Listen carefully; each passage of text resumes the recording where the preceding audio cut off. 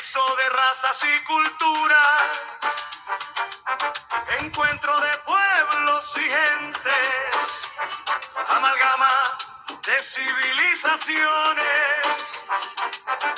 Madrid aglutina viajeros, turistas, estudiantes y emigrantes, como foco irradiador de hermandad, como vena donde se fusionan sangres, como paradigma multicultural.